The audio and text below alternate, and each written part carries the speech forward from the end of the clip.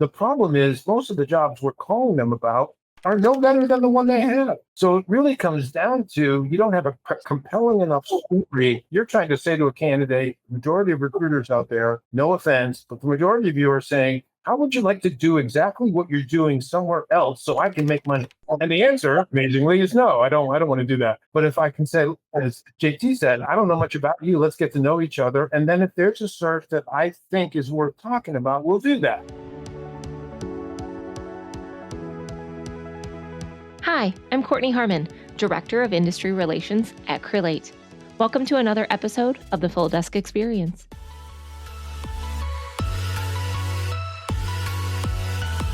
Hey guys, Kortney Harmon, host of FDE. We're bringing you a special series of episodes called FDE Plus. Those are going to be highlights from our recent virtual conference, where hundreds of you joined us for an incredible event focused on boosting revenue for 2025. Each of these sessions is packed with valuable insights, expert discussions, and actionable strategies to help you drive growth in your business. Whether you missed the live event or want to revisit each session, we've got you covered. We're going to drop each of these 10 live events to wrap up our year and kick off the new year right. So let's dive into today's session and uncover the key takeaways that will propel your success in the coming year. Stay tuned and let's dive in. Super excited to have everyone here. And again, the virtual conference is something new that we haven't done. We've actually have had two of the four of you on the podcast in the past. So I've had Chris and Michele on the podcast in the past, and we're going to kind of talk and take a deep dive into what you've done in 2024, how you're transitioning for 2025. I know you guys don't have crystal balls, but what you're seeing, what you anticipate. So there's no better way to close out this conference. You guys are truly one of the best. I may be partial since it's our panel, but this isn't just another industry panel. It's forward thinking. It's how fundamentally we're reimagining our approaches, whether it's disruptions, challenges, or just the changing evolution techscape. I have four top tier leaders here in our space, and I can't wait to hear what they have to share because I have no idea. I have no idea what they're going to say, so I'm super excited. With that being said, I'm going to let each of you introduce yourself. Whenever you introduce yourself, I just want you to tell our listeners the space that you're recruiting in or the space that you play in, what type of staffing recruiting you do, and your role within the organization. So if that's great, I'm looking forward to. Danny, you're off mute. I want to start with you. So long story short, only job I've ever had. I've built one of the largest search firms in the country. We have a variety of practice areas at this point, and both the headquarters in Connecticut and remote offices all over the country. 4 Pinnacle members work for me. I also own Kortney Harmon, which is the largest training and development company in the recruiting space. And I run both of those all day, every day. No better person to talk all things staffing recruiting. So thank you, Danny, for joining us. Cool. Michele, give us your insight. Who are you? What do you do? Where are you from? Sure. I am Michele Massaro, Chief Operating Officer of Abacus Corporation. We are an 80-year young company, been going strong since 1944. Our recruiting is across verticals, but heavy in the light industrial space. So I've only had 2 jobs in staffing in 34 years. So love it. Thank you. Chris, you're next. Chris Allaire. I'm founder, CEO of Verity. We are technology centric. So, but we're into teams within technology between software engineering, security, DevOps, data analytics, all the whole data space. I've started Verity almost 11 years ago. So I'm off my dining room table with a laptop. Now we've kind of dominated the New York City market. Obviously, when things went remote about 4+ years ago, predominantly 90% of our business is still Manhattan based, but with the remote culture these days, people are a little bit of everywhere. So personally, I've been in I've done nothing but technology with staffing for over 25 years on a national level, from Boston, San Francisco, Los Angeles, New York, somewhere in the middle I'm probably missing, but that's my career. Love it. Thank you. And JT. Yes. Hello, everyone. My name is JT Westendorf. I'm the president of Angot Search Group. We are based in Rochester, Michigan, just outside of Detroit. Go Lions. Haven't had an opportunity to say that in my lifetime, but it's a good place to be here right now. But ANGOT Search Group, we have been around since 1981. So 43 years now. We have 29 staff right now. Unfortunately, I have 2 retirements coming up here by the end of the year. So we'll be down to 27. Predominantly recruit and financial services. It's about 3/4 of our revenue. I do have employees in 8 states and that cover, in addition to financial services, we also have a group that works in automotive and legal and energy. And my desk is financial services. I'm still recruiting on a desk, and I took over as president 2 years ago. Thank you. Thank you all for the introductions. We'll go round robin. I would love for this to be a conversation. So feel free to jump in on anyone's answers that, you hear. But 2024 has been a really different year for a lot of us. Michele and Chris, I actually had both of you on the podcast, and your insights. And Michele, you were very early on in the year. Talk to me about 2024. Maybe what adaptations did you have to do for the year of 2024 in this changing landscape? Did you have to pivot in any way compared to the previous years past, that lovely COVID era? Michele, I'm going to start with you, and then anybody else can jump in from there. We certainly, 2024 has been an interesting year. We didn't have a crystal ball to know what was going to happen. I think kind of felt last year was certainly, we came off of COVID pretty hard in 23. And I think that redefining ourselves really was kind of the drive this year. Evolving, changing, shifting strategies. So we did a lot of that, focused really on kind of the clients' initiatives. We saw a lot of our clients go through what we call vendor consolidation efforts. So we want to be, a vital part of that. So really looked at that, kind of those strategies to make sure that we had a seat at the table with some of our seasoned customers. And we are, and I forgot, we are national kind of, we're in 25 states now. So, we had different issues and challenges in different markets too. We saw a little bit of a recovery on the East Coast with some of our clients, but we still see things were a little lethargic. Certainly, as you move west geographically, we saw some challenges there. But it's been an interesting year. I mean, and I know you guys feel probably the same way. I've picked up clients in Mexico. So I'm in the tech sector. It has been the last 2 years have been interesting. I haven't seen anything like this since the .com burst. But it's been really interesting though, because one of the things I've never done before. We have a lot of clients who are based in New York or based in the US. We found them just closing offices and building their brands in Mexico City. Most of the CTOs and VPs of engineering that I'm associated with were still on site in New York, but now hiring in Mexico. So believe it or not, I filled a lot of positions this year in Ciudad de Mexico. So I am well versed now in the Mexican cultures down there. But it's been, so that's definitely, I've seen a lot of growth in Latin America. I've seen a lot of growth in Mexico City. We've always kind of focused on contract staffing as much as we can, probably much like everybody else here. However, we, as a full desk company, we do full-time, we do contingent, we do retained, we do contract. And you're kind of, unfortunately, at the beck and call of your clients. When they need to hire full-time people, you got to be able to service them, but also when they're hiring contractors. And what we've seen in the last couple of years, but especially this year, is probably about 90% of our revenue, 90% of our business has been high-level contractors, which has been fantastic. So those are the couple of major innovations the shifts and the changes that we've seen this year so far.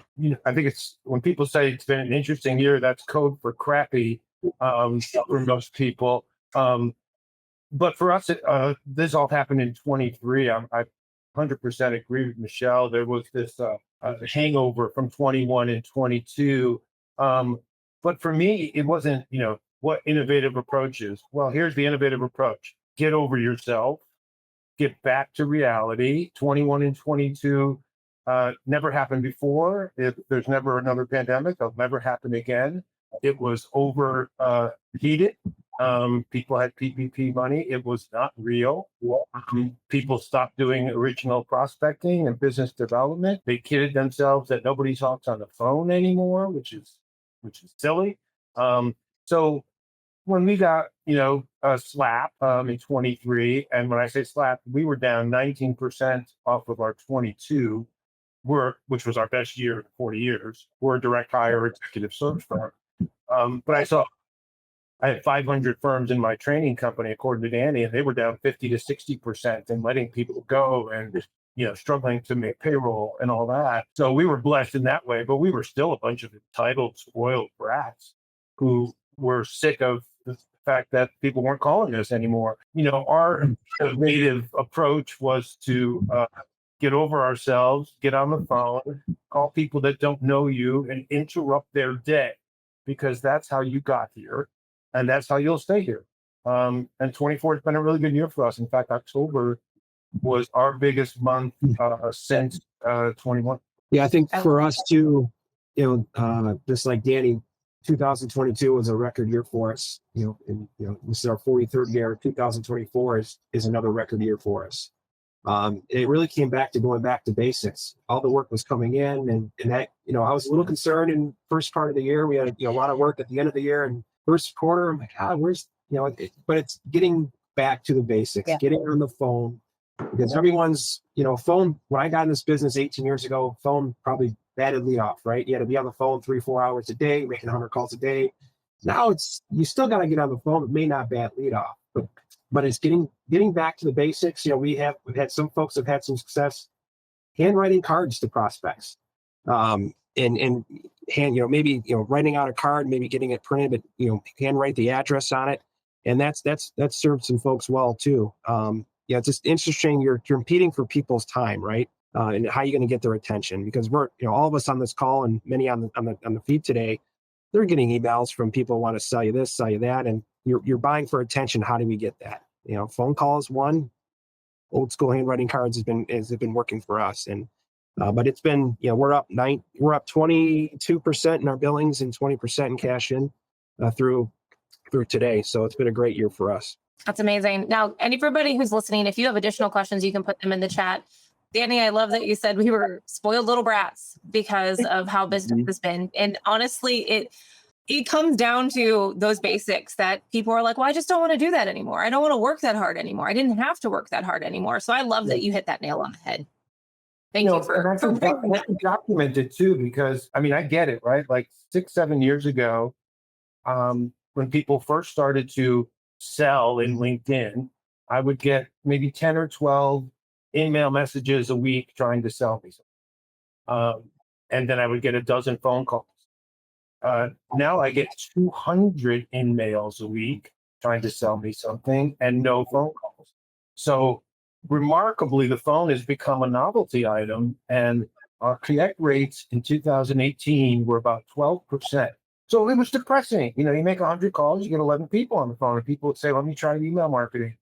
And now, wildly me, it's about 25% for clients and almost 50% for candidates, because nobody's calling them. Yeah. So the phone has become the innovative approach, which is hilarious to me, since it's the oldest trick in the book. I love that. So let's kind of switch gears. Talk about specific examples that your company has used to transform revenue generation. And it may not be transformation and something new in response to the market challenges. It may be just getting back on the phone. Is there anything else that you're encouraging your teams to do specific example wise beyond the phone? I think for us as a firm, we've had some opportunities to do some M&A. We've acquired a couple of offices within our network, small, a couple desk offices, but we did one beginning of last year, one in the middle of last year, and now they're 24 we're all together here. That's added 800 to the date, about 845,000 in revenue for us. And we weren't seeking them out. We had the opportunities, so that's one thing from a growth perspective, and that we've taken advantage of, and it's worked out. We did make a hire through one of those acquisitions to work underneath one of those groups, and that's paid off for us as well too. I think you touched on is the sales effort, right? I think really, I would say 2024 to define it would be a rebound year, right? So we got back to some of the basics as Danny described, getting on the calls, reaching out to people. When you go back, that is the recipe for success, right? When you are consistent and you're reaching out to customers, and like I mentioned, the supplier consolidation initiatives we saw this year, having these relationships and going back and saying, look, you're recovering from the craziness of the last few years. How can we be part of that equation, right? How do we have a seat at the table and help you with that?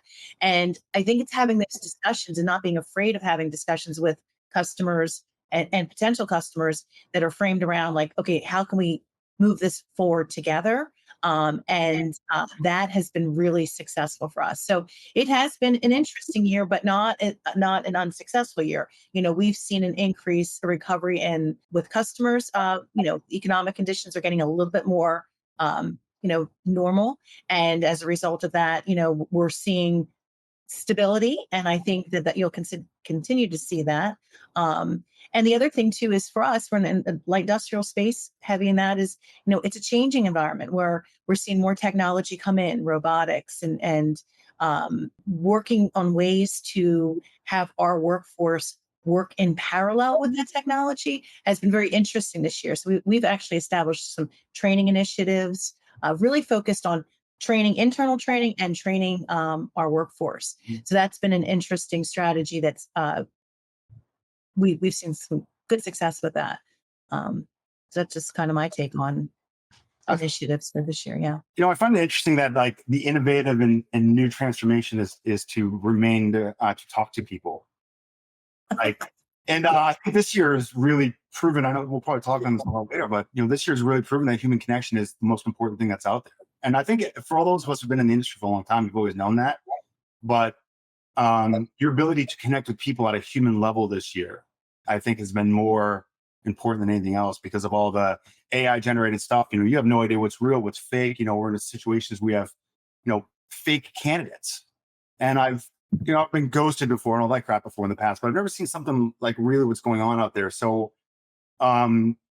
understanding that like the C-suite executives, whether CTOs or VPs and whoever your audience is, they've been going through the same thing that we're going through. I've talked to a guy, CTO, and he's laid off pretty much most of staff down to a skeleton crew to make the numbers work. But with that, no new products, no new innovations, very frustrating.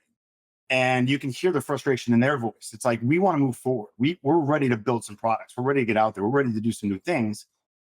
And although they had to lay off X number of people this year to make the numbers work, they're already putting in their numbers for next year to rehire that staff. So I have found that just by having a level of empathy with them, saying like, we're all in this together. Like, there's nobody that's been this huge outlier of like, dude, I'm killing it. I don't know what you're talking about. Like, we've all done better now than we did last year, I would assume. But, really being able to talk to people about what I'm going through, because there's a lot of people I've known for a long time. And it's been like, dude, it sucks this year. It's been brutal. Like last 2 years have been brutal. And I'm sure it's been brutal for you. Like, you guys haven't done anything. How are you doing? Right. And then you start to have these conversations with people and they remember that, you're a human. You're a good dude. And I'm a human. This is what it's all about. So the transformation has really been about empathy, like real human relationships. And honestly, a lot of times then, if they can afford me or not, I've been giving them data sets to help them with their searches. Like, listen, if you do this is what you've got sitting in front of you, 650 applicants. These are the steps of the process, so long it's going to take. If you have 7 jobs to fill at this rate, think about that. Places you should run ads, places you should be finding people. So I've just been trying to figure out ways to just add value to them and knowing that they're going to come back to me. And kind of same thing someone said about October. We've done 9 placements in the last less than 6 weeks, and kind of looked at it, I was like, wow, we're pumping again. We're off and running here, So it's been really it's been educational, for the most part, figure out a way to navigate old school and new school methodologies. Okay, you mentioned technology. We talked human touch, obviously. This is a double-edged sword, but talk to me about what technologies your organizations are implementing, but really just enhancing your process. We've all heard the concept of an AI using or a recruiter using AI will replace those that aren't. But there are the lazy recruiters that just go put it into a generative piece and just push it out. And I'm sure you're getting them as well as I am. They're saying they've met in my hometown at a restaurant that doesn't exist. And it's almost a detriment in a way if we're not using it the right way. So let's talk about technologies. How are your teams using it, these digital tools, to enhance your processes, not replace them? So I've got kind of a love-hate relationship with technology. It's year to year. Our tech stack gets more and more expensive. It's usually about 7 to 8% of our revenue. And yet I don't see a corresponding increase in activity because of the tech stack.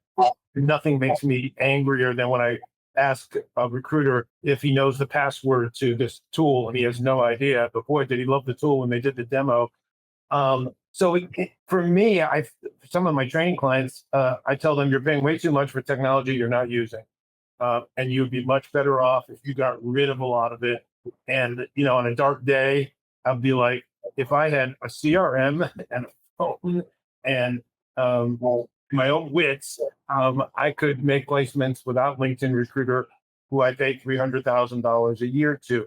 But I have to give the devil his due too, right? So we use transcription technology, which has helped me help recruiters close deals. What's clear to me after all these years is if a recruiter comes in my office and says, boss, let me tell you about this situation. Whatever he or she says next is not what they actually said on the phone, but what they wish they said on the phone and don't want to look bad telling me. We're now transcription technology. They send me the call and I can go to 13 minutes and 21 seconds into the call and see exactly what they said. It'll tell me, John said 14 times. He uses filler words 71% of the time. I have one recruiter who's famous for talking too much, and he says, no, I don't talk that much. Now I can show him on transcription technology. This was a job intake, and you're talking 81% of the time, and you're not the one paying the fee. And so the transcription technology has enabled me to save time and help close deals, help increase my training. So that's been, that's a miracle for me. I love that. At the same time, ChatGPT, I think 4.0, which I pay for all my people, it's not very good. Like you, Kortney, I can see a generative chat message coming, 10 miles away. They're lame, they're obvious, they're formal, they're stiff. And that I think you lose respect because then I don't think people think you took the time to actually try to communicate with them, which is so important, as Chris is saying. But it's amazing for a rookie because let's face it, when I hire a rookie, maybe they've got some sales experience. They've never been a recruiter and they've certainly never been a recruiter in the med device market. So they get on the phone with a med device client. They don't know what they're talking about. 10 years ago, they're going to look stupid and not get that business. Now, when the guy says, do you have any quality control engineers with blah, blah, blah experience? I go to chat, give me a job description of a quality engineer with blah, blah, blah experience. And in 4 seconds, I'm talking to the client and sounding really smart. So I give the devil its due. Like most technology things, since I've been in the business, they're always super hyped. They never turn out to have the impact that people say. And, Monster in 97, LinkedIn in 2003, it's going to end the recruiting business as we know it. It's going to replace us all. And we're all going to be on the streets in 4 minutes. And 10 years later, you see a relatively minor change. So I can't speak for, obviously, things like low-level contract staffing, which I think is more exposed than high-level executive search. But, we don't live in any sort of fear that AI really going to change the game in any real way. What transcription? Our cloud computing phone system. It's called Chorus AI. But there's, I'm just a vendor. I mean, I pay them. I'm not in bed with them, but there's a tremendous amount of them. They're all pretty much the same, I got to say, and they're not very expensive. But they're seamless and they interface well with both our CRM and our email system. So it just gets sent to me. I go right to the call, and it saves a lot of time. So for that, I think that's worthwhile. Some sort of transcription technology. Love it. Thanks, Danny. Anyone else? Chris, Michelle, JT? It's so nice. Personally, it's like the ability to make a job description in about 15 seconds. Let's call it straight paid. Right. It used to be, and I have a chronic ADD, so I'm all over the map. Like, so my hieroglyphics. I mean, like if you saw my notes on job orders, it's hysterical. So now I can just take all of it, plug it into a system, and say, hey, this is my client. This is what they're doing. here are my notes for this job order. Can you make a friendly job description crafted towards, this type of population? And then I can go through and I can touch it up, and then I can say, hey, can you make it sound a little bit more, better, or et cetera, so you can tweak it. So that's been awesome. I mean, once I started embracing that, I was like, wow, this is like coming up with JDs is kind of fun. So, which used to be like a half hour to 40 minutes of like dedicated sitting down. And I don't know about anybody else, but I don't like typing. It's just not my thing. Most of the time, if I look up, it looks like a drunken monkey what I was trying to write down, or like I banged my head against the keyboard. So this makes things a lot easier. And then the other stuff it's really been nice on the back. A lot of the back office integrations have been great between QuickBooks integrations into Google Sheets, into having like forecasted, like I could just put a date in now to a sheet that AI basically wrote for me, and it'll forecast out things for like the next 6 months that are just awesome. So there's a lot of back office stuff that I've really felt has really been beneficial. Did you have anything to add? Yeah. Go ahead, Michele. Well, you go, JT. Now. Okay. Yeah, for us, I mean, it's all about efficiency, right? I mean, there's been, like Danny, there's the reliance on technology. It's great, but it's getting back to the basics. And for us, Kortney didn't pay me to say this, but we did go to Crelate this year, and beginning of the year, and it's been a wonderful move for us. It integrates. We use Ring Central for our phone system. You have the Zoom and LinkedIn tools, and it's just been, for at least working at desk myself, it's been a game changer for the efficiency that we've had. And as a leader, the reporting has been great for us compared to what we had. So, it's trying to get people to stay within the platform versus bouncing here to Outlook to send a candidate right up to a client. You can do it all within the system. And I think people have really bought into it here, and I think that's helped. And just seeing their numbers, right? You can see how many outbound calls they're making, and it's an eye opener, at least for me. And, everyone can see the leaderboard, and there's one guy in our office he's crushing it every day. And it's motivating for me still. It's like, I got to beat Nick every day, but you don't want to be on the last in the leaderboard in terms of outbound call. And that's where we're trying to get more activity. And you can't just send a LinkedIn note and be done. You got to get creative. We've been doing a lot of text messaging, which integrates with our phone system. I've done more of that personally this year than I have in the years past. And so for us, moving to Crelate's been a real positive. And there's some other tools that we're looking at, MetaView, and which I like so far as well. We're looking at that too. But Michele, anything to add? Also, I can simply, so JT, we're right with you. We are right now in the implementing Crelate, right? So we are in looking at, from an efficiency perspective, that was an important driver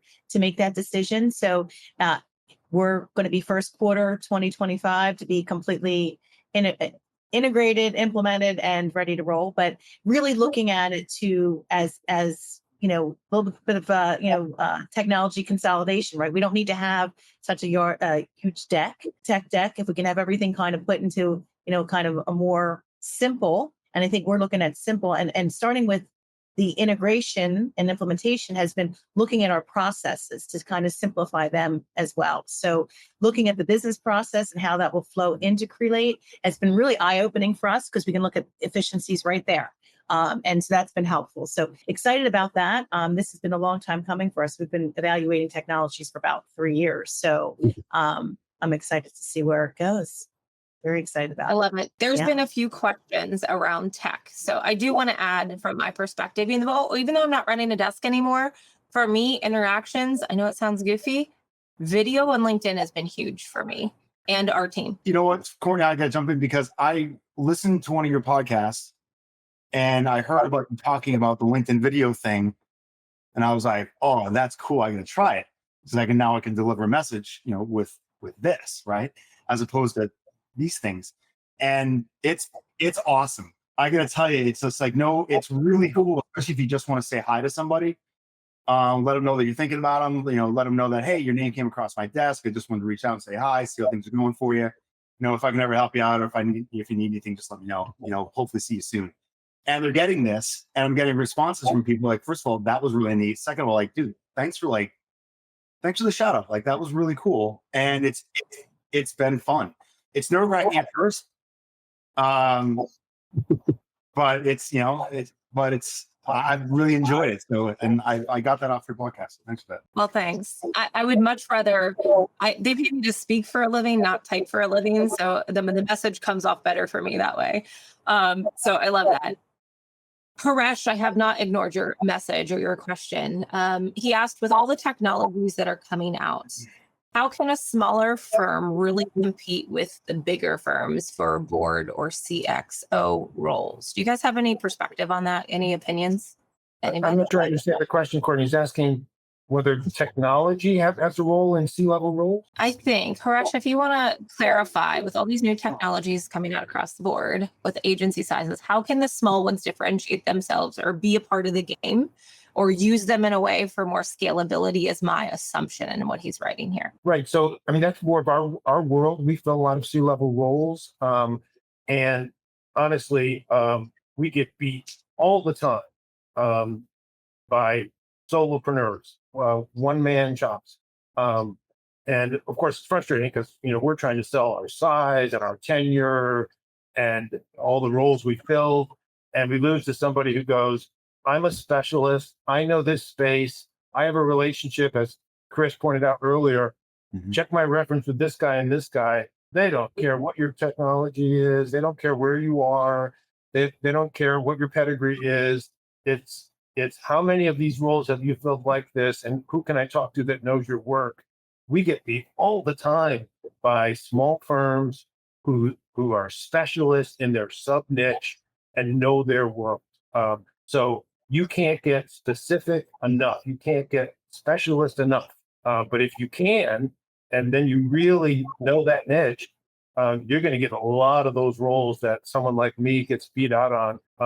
And you're selling against our size. You can say, look, you can get Hops and Associates on this, and yeah, they're big and they've been around a long time, but you're going to get 10% of their time, whereas I will focus all my time on you because I only fill 3 of these a quarter. We get by these guys all the time. Absolutely can compete without all the splashy AI enhanced tools that a bigger firm can't afford. Absolutely. Plus the executive search space, you can make a really good case where you don't need all these AI enhanced tools because, and I'm generalizing here, but all these AI enhanced sourcing tools do is get you to the person you already know faster. So, right? The fact that you get there a little bit slower when you put a C-level search that's going to take 4 months anyways is kind of beside the point. So I would relax. I really would. You'll be fine. I'm not agreeing with Andy. I think it's a who you know business. I mean, that's what really recruiting is, right? If you really want to it's like, hey, I need to hire somebody. Who do you know? Hey, I'm looking for a job. Who do you know will want to hire me? And your network, if your network is tight, if your network is close, and you know your network, and you've got contacts, and someone says to me, I need a VP of ad tech or I need a VP of infrastructure, I'm already going like, you know what? I know 3 people off the top of my head. Boom, boom, boom. Let me make a couple of phone calls. I should have some people for you by this afternoon, if not tomorrow, depending who's available. And if you have that because you're a little bit smaller and they're off the top of your head because you have a niche specialty, you're going to do really, really well. Because most of the time, again, I it's much like the real estate game. A lot of the times you're not worried about what sign is in front of the house. You want the house. So at that point, it's like, I want the best candidate for the job, and I want them delivered I want them delivered to me. And then everything else out there is about process and service and all. That's how you separate yourself after the fact. But it's at the start of the game. It's who you know. That's what really matters. So VP asked about what kind of video messaging you use. I only use the LinkedIn service because I personally, as long as I'm connected to somebody, I can send them a video message. Does anybody have a video messaging software that they use? I don't use it, but I do hear a lot of good things about Interview from people in Pinnacle. There are people that use it and like it. And there was one other question about technology, and then we're going to move on from that. Do you have any non-traditional recruiting tools or anything that may be a traditional recruiting tool resource, but that you have found value in? Words are hard today.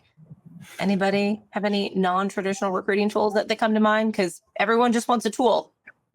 It's not the easy button, but they want another tool. I have a pen. and a piece of paper, and I'm not kidding you, with my A list, and I keep them in front of me in a notebook. So I constantly remember to reach out to them. And I may have just dated myself a little bit over there, but this little non-traditional tool is mighty sometimes. Okay. Don't overlook the power of the pen. It's along with the phone, right?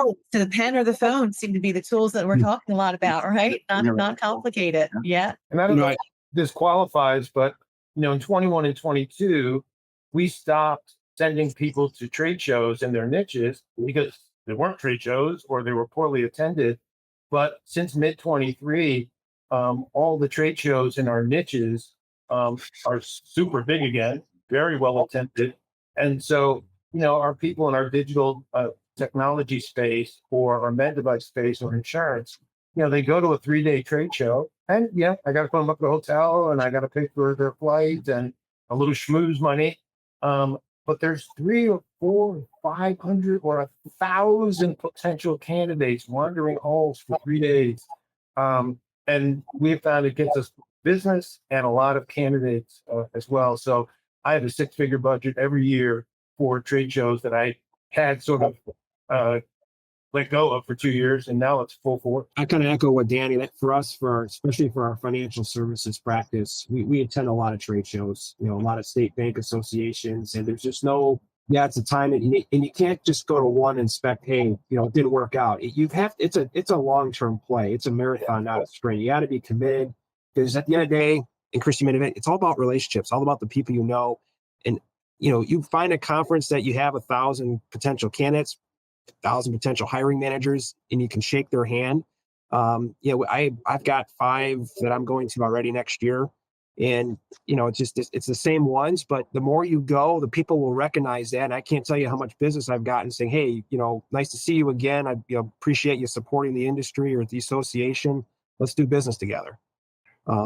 It's worth the time and investment, because you're not going to. You mentioned 100 calls, you might get 11 people on it. You go to one location for a couple of days. It's just, for us, and we've been doing that ever since I've been here. We've expanded it as well too. So again, long-term play, but certainly worth it. I agree. That's what we certainly have. We've seen that.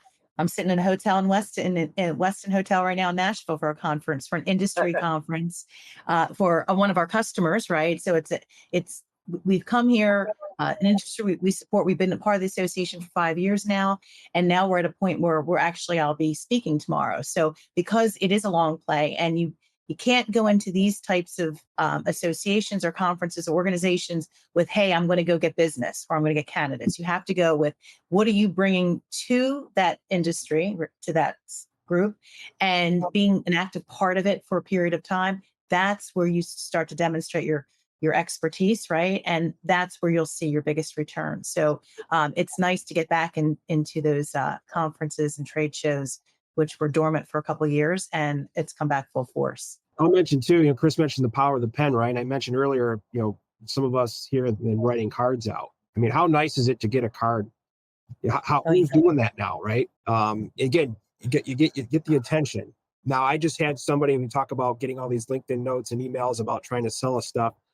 I had somebody just send me a sleeve of Pro V golf balls and got my attention. I am a golfer.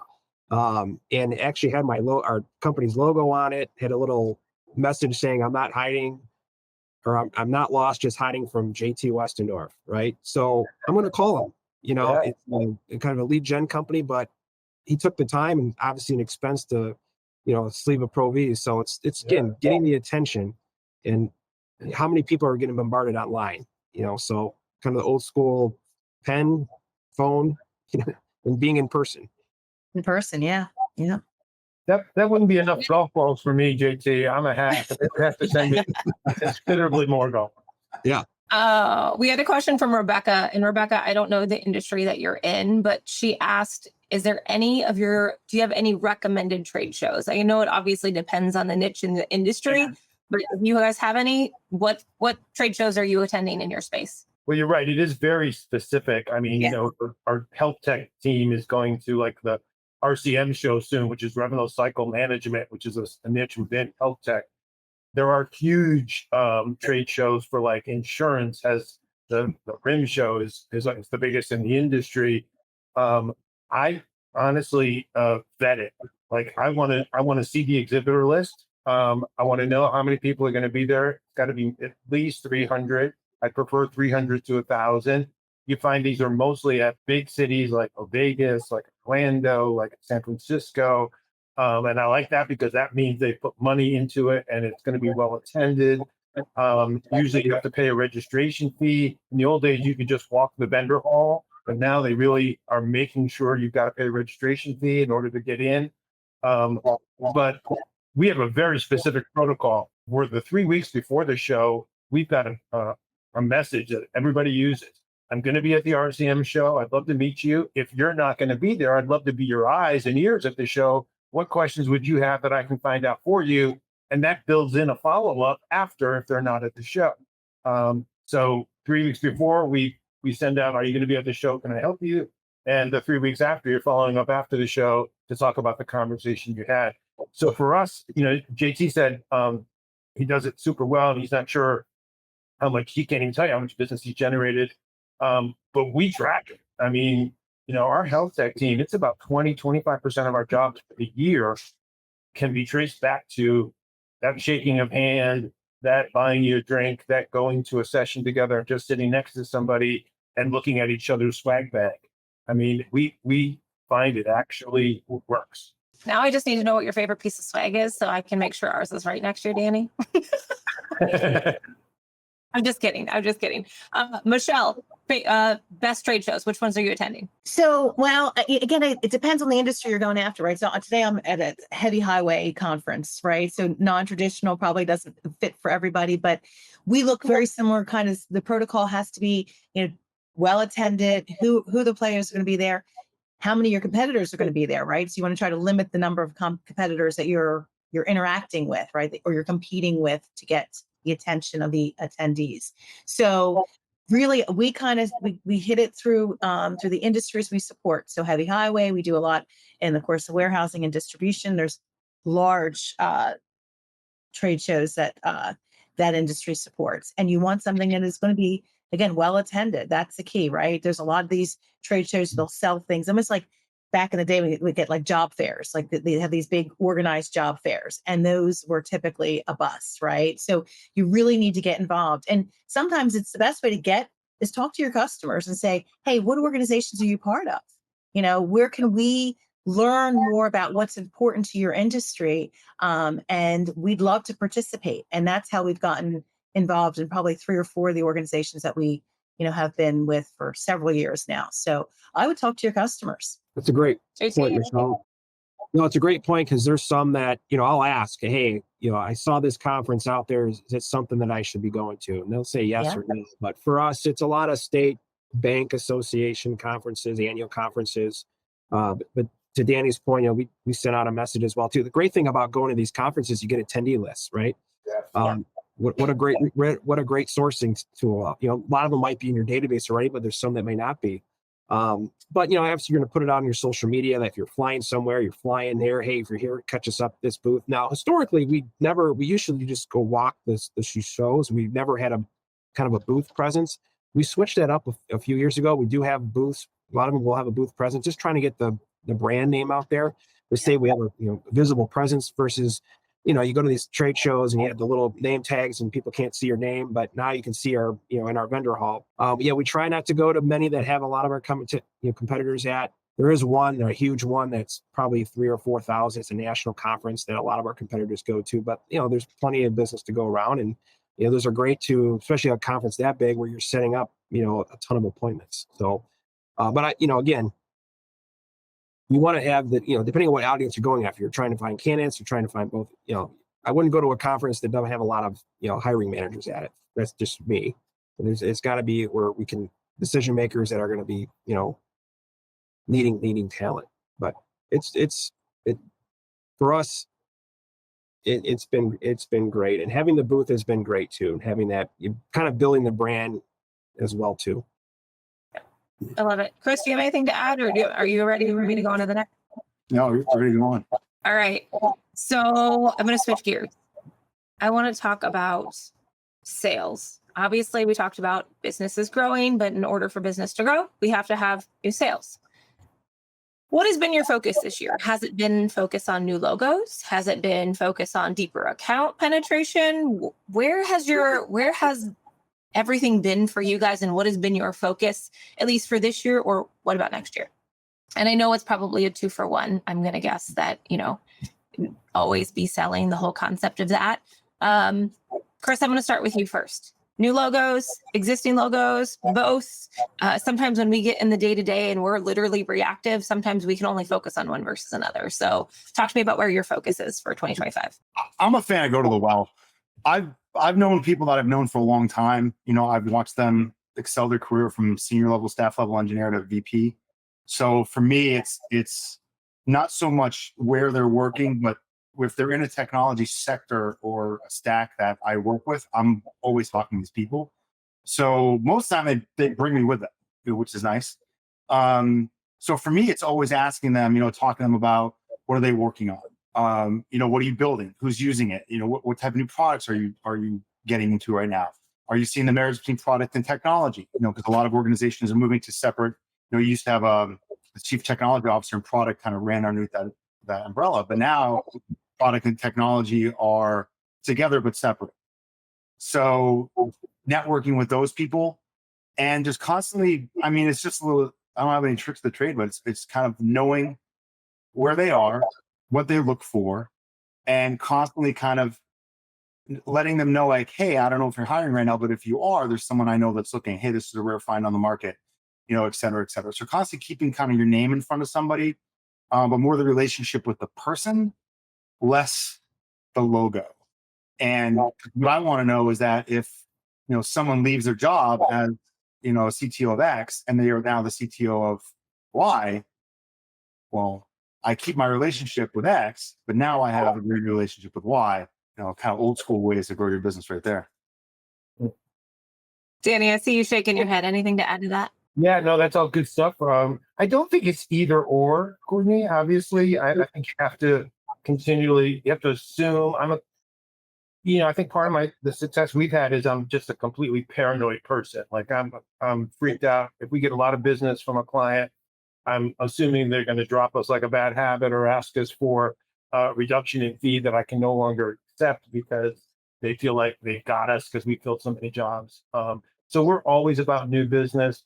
At the same time, I just have this sort of like philosophy that I've always had, and it got sort of reinforced when I got into the training business and started going into other recruiting firms and seeing how they work. So it's clear to me after 4 recessions and a pandemic that if you put a bad recruiter in a really hot niche, they will find a way to make money. Put a good recruiter in a really hot niche, they'll make really good money. Put a great recruiter in a really hot niche and they get super rich and become prima donnas and then they become attitude issues. But if you put a great recruiter in a bad niche, they will suffer. So to me, that makes it obvious. You've got to go to where the hiring is. You've got to be looking not for just new logos, but for hot niches. And that's my job in the industry as far as my company goes, because I'm not running a desk, is where is the money? Where are people? This is why we were always in software sales, but then we found out there's this whole health tech sales thing that nobody's in, and it's getting big really fast, and you got in it early. Right now, I can tell, even though we're not in it, I wish we were. I think about whether or not we should try to get in it or whether I should try to recruit somebody who's in it. But the senior living space is exploding. The food service space is exploding. So if you were a recruiter who was struggling because your niche has been hard hit in 23 and 24, I promise you, if you started over in senior living today, you would get back up on your feet faster than if you tried to continually call people who you've known for years who have no business for you. And they're not going to have more business for you this year than they did last year because they're still struggling. So to me, it's always a mix of stay with your legacy people. Obviously, you're gonna service your existing clients and try to expand that. But we're always trying to find the adjacent niches to where we already are that for economic reasons are growing right now. And we've identified some of those in technology and we're off to the race. Have you added any of those in 2024 or plan to in 2025? Yeah, absolutely. And I won't bore you with them, but there's sub niches within technology that we've seen private equity money. I'm a big believer in finding out where the money's going and then going down the tentacles.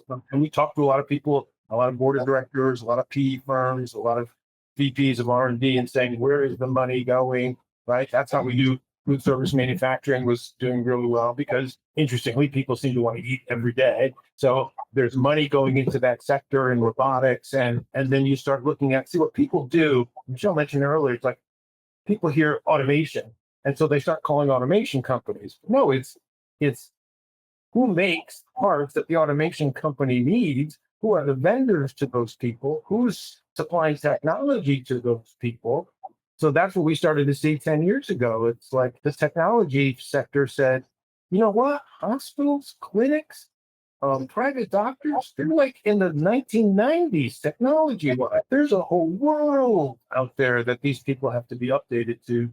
And we jumped on that bandwagon early and it was fully 50% of our business for decades. So I'm a big believer in chasing the money and the hot niches and not trying to squeeze one last dollar out of a niche that is going to be suffering for another 2 years. Great advice. JT, I'm going to pick on you. You and I had a conversation last week too. Talk to me about what you guys have done in 2024 when it comes to your sales. Have you added any new verticals? Have you added any new business? Has there been a refocus on existing clients? Where have you guys focused? Yeah, I mean, it's, again, we're blessed to have a tenured team here, right? And a lot of deep relationships. And we've nursed those for a number of years now. But, being the bulk of our business is financial services, it's a consolidating industry. You've got banks buying banks, you got credit unions merging, you've got credit unions buying banks. So, when you have two clients that merge, you lose a client. So for us, it's continuing for new logos and expanding geographically. We have to. We're based here in Michigan. There's less and less banks every year, and that's going around all over, and it's still going to continue. So for us, it's been a big focus on, and we've done work in 20 states this year, and we're talking amongst our financial services team here pretty soon about our targets for next year, and we have to continue to expand geographically. For us, I mean, we're a generalist firm, so within financial services, there's probably not a position within a financial institution we haven't recruited on at one point, right? So that certainly has helped. Now, as through the recession, if we just did commercial lending, we might not be here today, right? So obviously, if we just did mortgage, we might not, in the last couple of years, a couple of years ago, yeah, mortgage was booming, right? But as the market consolidates, we still have to continue to develop, new areas, new geographies for us. And that's kind of spilled into, some fintech stuff as well. Michele, anything to add from your perspective from the staffing world with light industrial manufacturing? It sounds like everybody we're all kind of looking at business in the same way, right? So I think Danny mentioned adjacent industries. I wrote that down because I think that's important, right? Looking at, where we saw, obviously, again, looking to take advantage of opportunities, and those opportunities have changed, especially in the light industrial space. As I said, the e-commerce space has significantly changed. So we start to look at, okay, well, people aren't buying the product, but somebody's still making the product. So let's get into the manufacturing space, right? And so we kind of got more heavily involved in that. And the same thing with the robotics, going out to the companies that are producing the product, the robotics and the technology, and saying, how can we support that? So you're finding ways to follow the money, which Danny mentioned, and being, nimble and quick to adjust. And that really does create, when you're doing that, when you're going after those adjacent industries, and I like that, you're going to pick up new logos naturally. And it is, of course, we're in a relationship business. The people that we've worked with, all of us have been in this business for a long time. So we have these relationships that carry across your career, right? Because people move from different companies and they move into different industries as well. So as they move into, I never thought we'd be in the heavy highway and field, right? But we are, because someone from another industry, brought us into it and said, hey, we provide maintenance technicians over here. Can you provide them over here? I'm like, sure. So, you kind of figure you find out ways to find those opportunities. But you always have to add, I think, new logos is really the key. And that's what we're really focused on, and did well this year with adding new clients. We had set a goal, always have to have that goal, hit that number and exceeded that number probably about halfway through the year in terms of adding new logos. So that was pretty exciting. I just to echo a couple of things. I mean, the industry thing is awesome. I've always been a huge fan of industries. The reason why most industries, if one company is doing something, they're typically not the outlier. Everyone's doing, and in that industry, doing the same thing, right? So if you look at streaming services, for example, they're all the same. It's just the content's different, or where you get your news resources. It's all the same. Just maybe the delivery of content's just a little bit different. So if you find out that one company, right, in the streaming space is doing something and they're doing it new and different, and all of a sudden they're integrating new technologies, and you're like, wow, this is pretty cool. I guarantee you, everybody in that industry is either doing it, talking about it, or going to be doing it soon. So then you start having conversations with those people and you're saying, hey, are you doing this, this, and this? Are you getting into this? And it's almost like, yes, we are. Were you eavesdropping on our conversations? Like, what's going on here? And then you're like, great. So are you doing this methodology? Are you following this? And you've already got all the answers. And I found that so your level of conversations with people are really high level. And then they kind of look at you like, I guess I have to work with you now because you've officially scared the hell out of me. So I think if you see industries that are hot and doing really well, swim in that pond. Because they're all going to be doing the same thing for the most part, maybe a little bit different from each other, but not too different. We have candidates. There's talent shortage. That was like the talk of the town at ASA, at American Staffing Association. There's numbers to associate.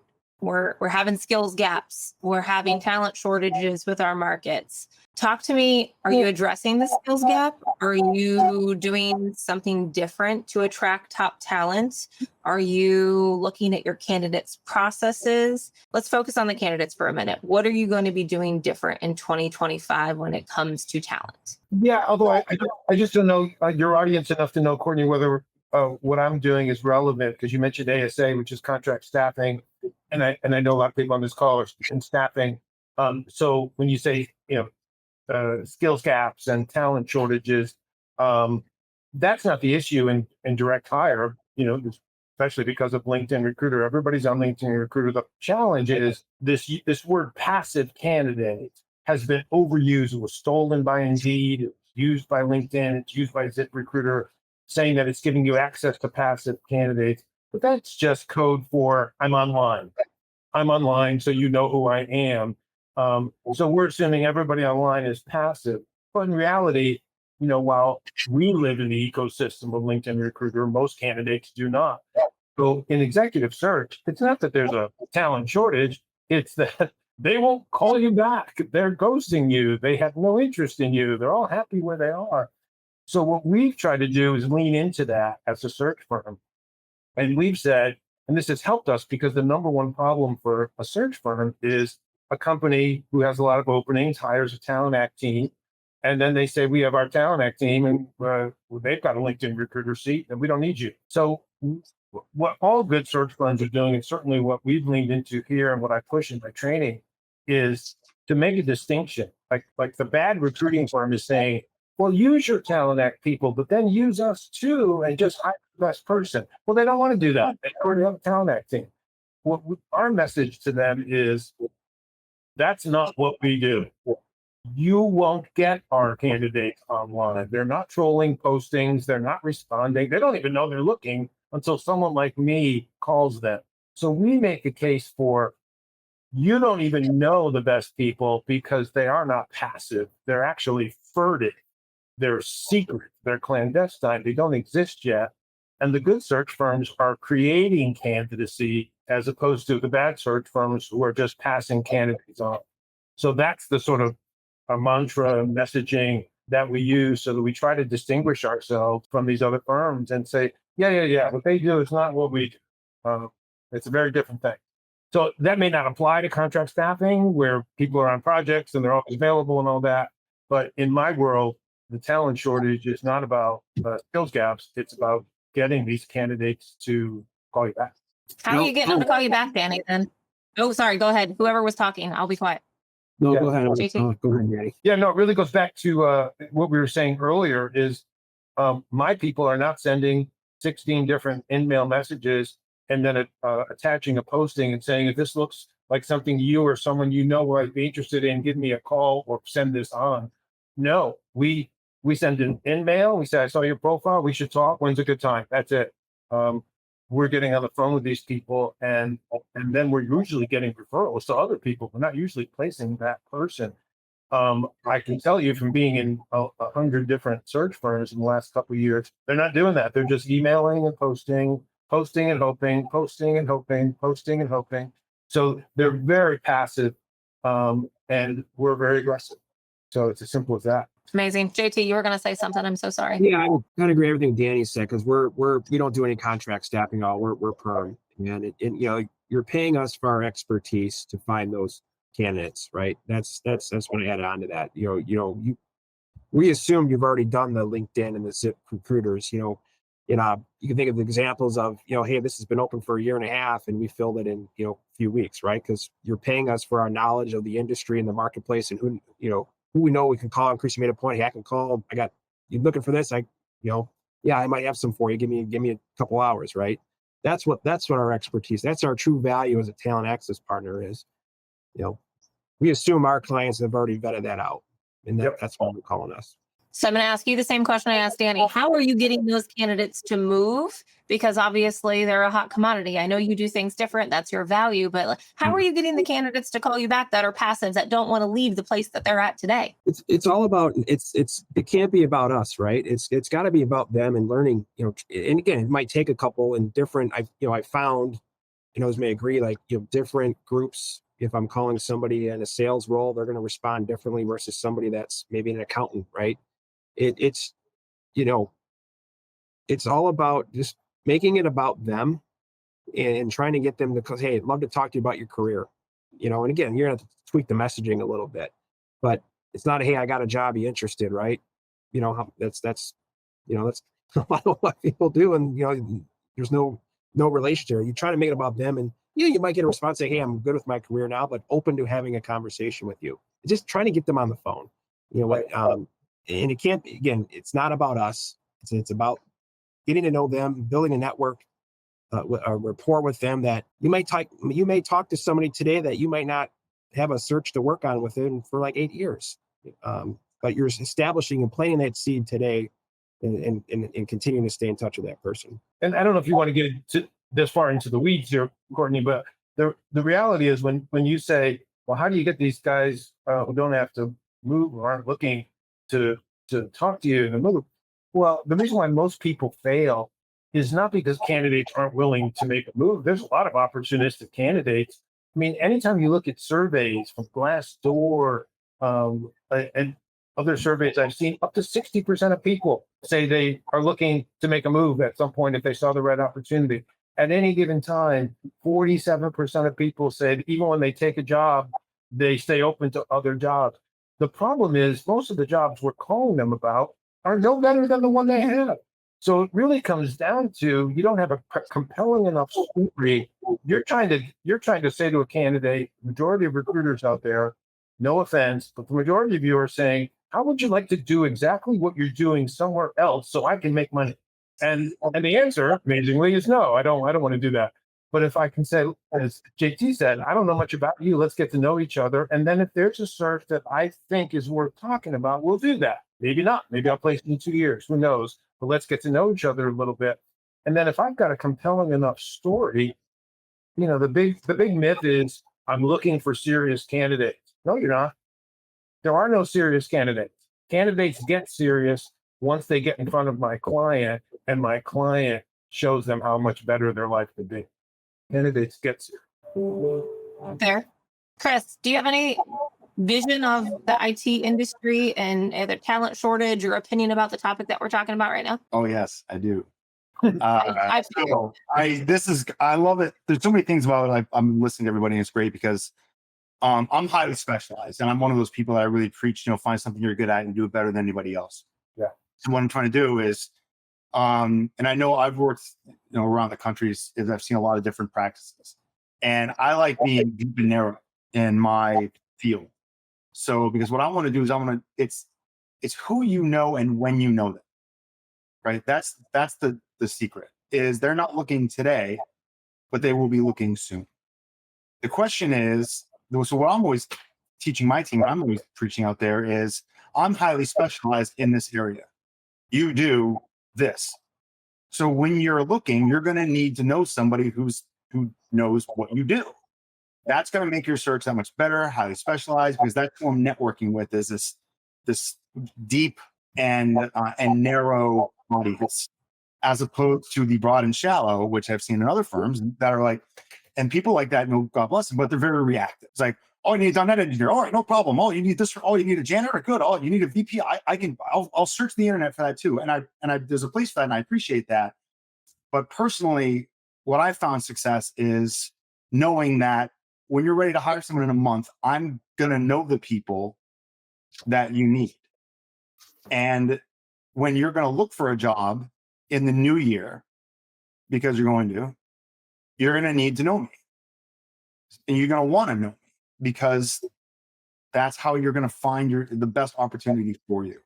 So with doing that, I think and when you know candidates, like whether they're looking or not, it's always talking to candidates about what's hot and what's not.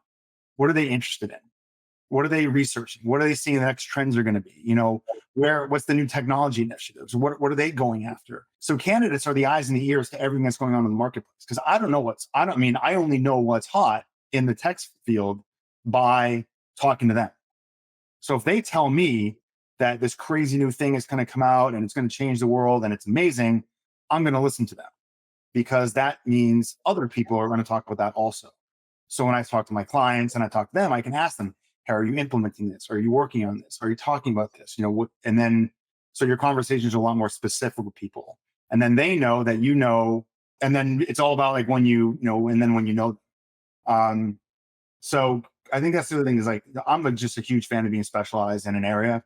But you're talking to them today, not for tomorrow, but for 3 months from now. Michele, your lens is different. But I will say, so, I was at the ASA conference, and there was a lot of discussions about, staffing shortages. I don't know that that's necessarily true. I think there are candidates out there. I think, it's getting the right opportunity. And I think JT, somebody mentioned, it's about the candidate, right? It's really got to be about the person you're trying to find a job for. And that's really regardless of industry, right? It's got to be a good fit for them. If it's good fit for them and you can show value of where you're potentially going to place them, I think that it can be successful. I think the challenge that we have is, the quality of candidates continues to be, why people work has changed. The definition of work has changed, and it may never go back, especially in that broader space. It may never go back to what it was, 5 years ago, right? So finding ways to focus on that candidate and what's important to them, where their priorities are, and helping then find the next step, because it is tough to say, hey, you can work here, you can work there. It's the same thing, right? It's got to feel different for them. And I think that is a pretty universal message, regardless of what the person's skill or experience is. It's really focusing on where their priorities are, meeting them there, and then finding what opportunity will get them to the next level, whatever that is to them, right? It could be as simple as, I'm tired of working second shift. I really want a first shift job, right? That could be a very basic, simple change for someone. Or it could be, hey, I've just got my degree. I'd really like to go into the healthcare field, but I'm having a hard, entry point into that. So how do you help me get there? So I think really that's been the focus. And if you do that right, you obviously it's a win. You get a win with the candidate getting selected for the right job, right opportunity, and it all comes together. So there's a lot of people out there looking for work right now, but it's finding the right composition for them, right? What works. We only have 15 more minutes. I'm going to kind of wrap up of this one kind of big question. I want you to think about 2025. how are you preparing your organization to navigate what's to come? And do you have any predictions for 2025? I will. So in the tech sector has been interesting because typically, what a lot of people don't know is in the technology sector, on average, on an annual basis, is about 30% voluntary turnover, 34% voluntary turnover. So that's a third of the people you've hired are going to leave your engineering team that year. The last 2 years, the voluntary turnover has been less than 7. So there's a big difference there. The reason why not a lot of opportunities out there. However, the amount of people that we've spoken to that are chomping at the bit to get out of their job, to leave, to look for something new, to make the change, to grow their career, to get into a new technology stack, whatever it is, people are waiting and they are ready to jump out of the plane if they have a parachute or not right now. So I'm telling people right now, like, you better be ready for the turnover. Because I have a feeling that with the lack of what has happened in the tech sector over the last 2 years, we might be drinking from a fire hose coming 2025. So the biggest things are get ready for turnover, make sure your all your stuff is organized, ready to go. Don't be afraid of global hires. We've seen it in the technology sector for years, except we always called it offshore, whether it's in India, Ukraine, whatever it might be. But I wouldn't be surprised if rather than hiring somebody remote, who's then Florida or Texas, where these people are, looking at something in Argentina, Costa Rica, Mexico, places like this. So I wouldn't be surprised if we see a lot more intent on nearshoring and globalization. Also in the tech sector, preparing for a lot of cross-pollination between roles. We used to be DevOps and security have merged a lot. Machine learning, and it's now called ML Ops. So these jobs have merged a lot where technology has overlapped. So it's making sure that you're staying on top of what's really going on out there. Like you need to be more, you really need to be more cognizant of hearing what's really happening so you can stay ahead of the curve when it happens. And if you're able to do that, you're going to be fine. If you're not, you're going to be completely reactive and then you're going to get probably beat to the punch. So I'm telling everybody, prepare for heavy turnover. Be open to your global markets. Be not so stringent in the types of tech and what people are really doing and how they're doing it these days. And the other, in back to office. I know in New York, a lot of the hybrid stuff, and we still have clients that are remote, but I wouldn't be surprised if we start seeing a lot more of what Amazon just did. You're back in the office, and I wouldn't be surprised if that's a new old standard. A new old standard, just like the phone. JT, what are you doing for your firm? What are you focusing on? How are you preparing for 2025 and any predictions? Yeah, I think for us, again, financial services focused, I think there's still going to be market consolidation within our industry. So again, the challenge for us and the goal for us is to get new logos. I'm optimistic though, in terms of, where our team is today and seeing some of the work that's coming in now. I'm anticipating a good start to the year, but it's, that just always worries me every year, right? Danny's like, I'm always paranoid. It says, how dependent are you on one client, right? And, there's a couple people on our staff that are dependent on one client, but again, new logos, because that can drop. And if you're not marketing, so new marketing is going to be the huge focus for us, but I'm optimistic for 25. I love that. Danny, I'm going to come to you, but I'm going to remind everybody, if you have a question, we only have 10 minutes left. If you have a question that you want to ask this group, put it in the chat. Danny, I'm going to go to you since you're off mute. How are you preparing your organization and any predictions for 2025? Well, I think if we're going to answer that question seriously, then we have to touch on, the third rail of seminars is you never talk about politics or religion. But we are going to have a change in administration. So as a business person, I have to be logical about that, right? And I'll be honest, I'm a hardcore liberal. I'm seriously considering a 4-year Virgo in Canada, but I also accept what happens, and then I go, okay, how does this affect my business?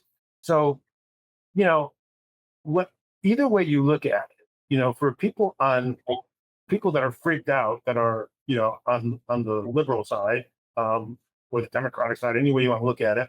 I tell them to relax because Barack Obama had both houses of Congress when he got elected, and it took 3 years for Obamacare to get passed.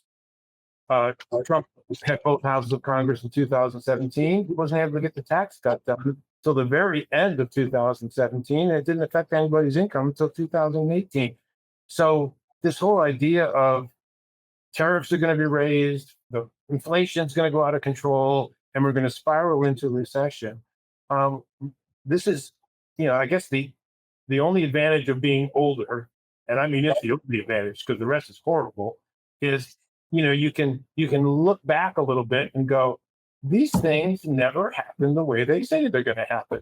They get about 10% of what they talk about in campaigns done, and the reality of it, as I look at it as a reasonable, pragmatic person, is whoever won in November was gonna inherit a really good economy with less than 4% unemployment, with wage growth exceeding inflation, which went from 9 to 2.4. And you got a lot of pent-up demand, as Chris was talking about. So we have 41 companies telling us, call us in January because we're going to be adding headcount. That number was 13 last year. So the logic in me says, we've got a pretty good economy, and if we just do our jobs, we're going to do really well. For what it's worth, the intuition that I've formed after 4 decades in this business is this industry, the staffing industry, goes on runs. It goes on runs normally for like 3 to 8 years, when everything's good for about a 3 to 8 year period. The Y2K period, the 2017 to 2022 period, except for those 3 crazy months with the pandemic. I can go back as far as Reaganomics kicking in the mid 80s, where you have a 3 to 8 year period where greed is good and Gordon Gekko is on the movies. So my intuition tells me that things are in place where we're going to go on a run as an industry again for 3 to 8 years. So maybe that's my inherent optimist, but I don't think it's that. I think it's seeing the pieces as they develop and go, okay, you've got this period of time, 3 to 8 years. 3 to 8 years from that, I don't think there's any question that AI will have an effect on employment in America. And I can see industries that would be in trouble, and it's mostly lower level stuff. But between there and then and now, you're going to have the opposite, which is just what we've experienced in the recruiting industry, which is, I thought AI was going to replace us in 2 minutes. And instead, it turns out to be a really nice tool to make us more effective. That's what everybody's going to find. I thought we were going to replace paralegals. No, we can't. We have robots in light industrial. We don't need Michele. Oh, yes, we do. And I think we're about to go on a run. So we are pedal down, hiring recruiters, and we're going to go on a run. That's what we look at. I love it. Michele, look at your organization, how you're preparing, and any predictions for 2025. Well, I think from a prediction perspective, we looked at, so we heard common theme, all of us today was, hey, things are better this year, right? So one thing, staffing to me, and being in it for 3 decades, it's, we're the first ones to go into the tank and we're the first ones to come out. So we heard it right now, everybody's starting to come out. So I predict that 2025 is going to be a stronger year. We're going to continue to come out. And as Danny mentioned, it's going to run in that cycle, we similar 3 to 5 years. We look at 5 to 8, whatever that number is, but we're going to see an upswing in certainly opportunity, right? So preparing for that, how are we preparing for that?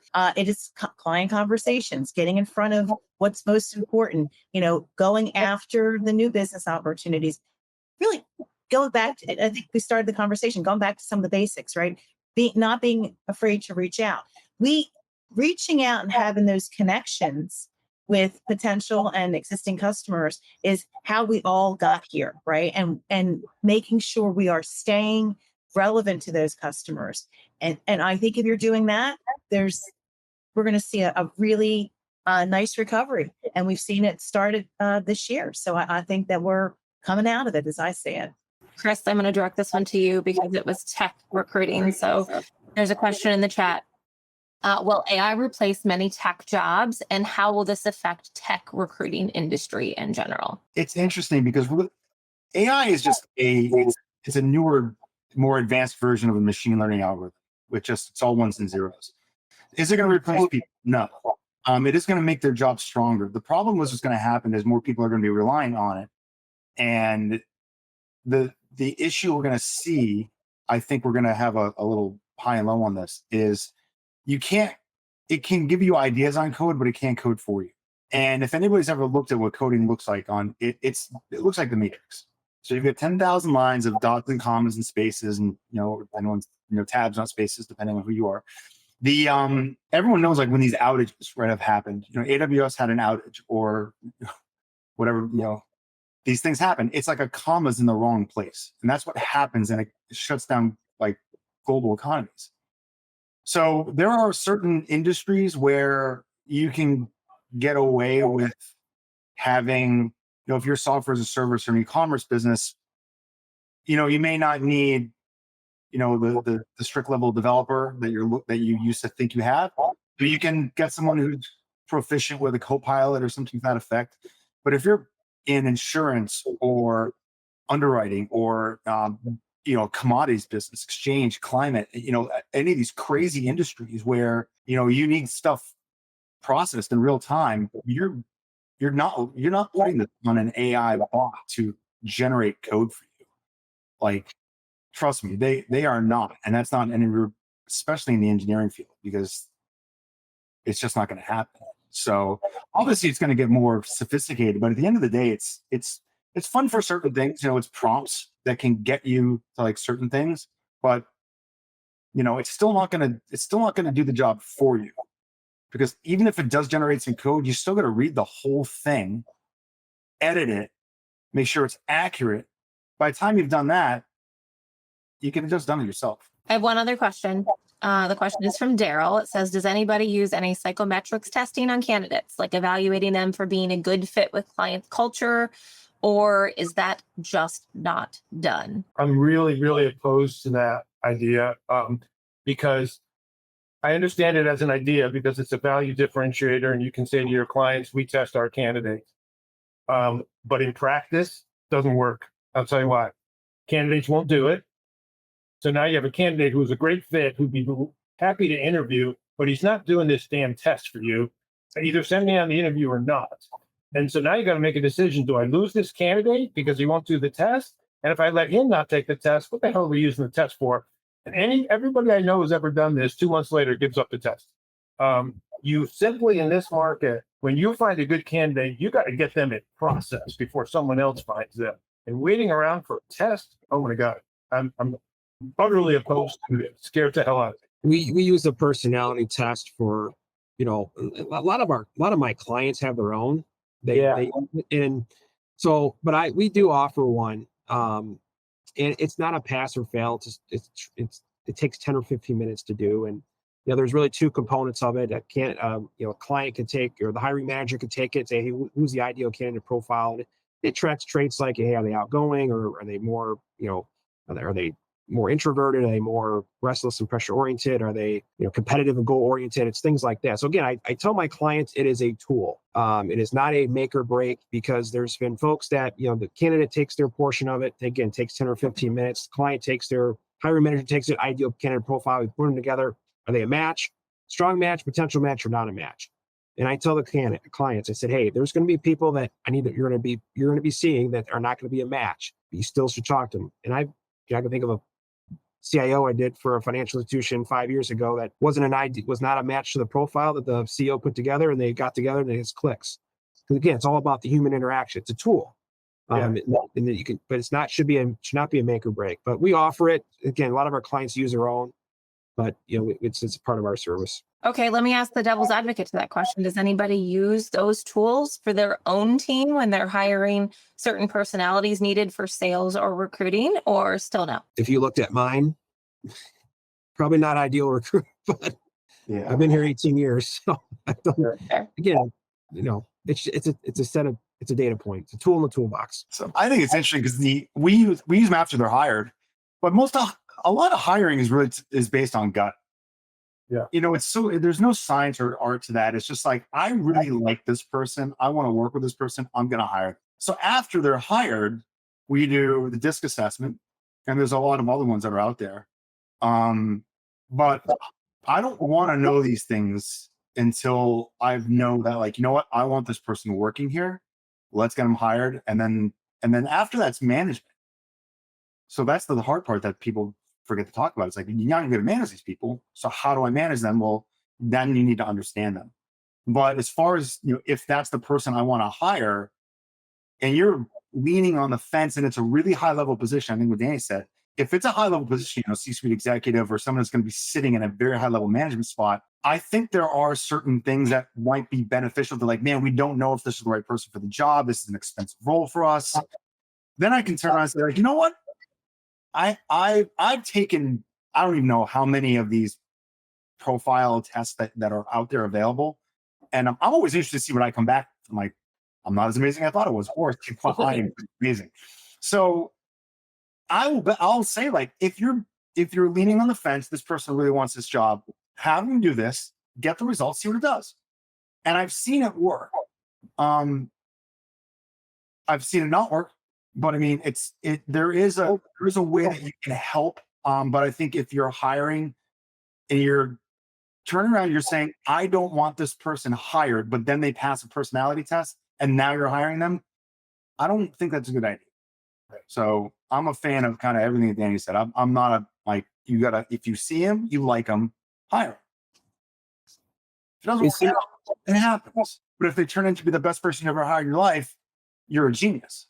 Yeah, it's all about the gut. Someone could be a perfect on paper and, oh gosh, this is going to be a home run. And then there's no chemistry, right? Right. Or someone's like, the resume, there's some things here. And, are you hiring for culture, right? And you can teach the skill set, right? You guys, this has been amazing. Thank you so very much for taking the time out of your very busy days to give us the insights of what you're seeing, what you're hearing, what you're doing.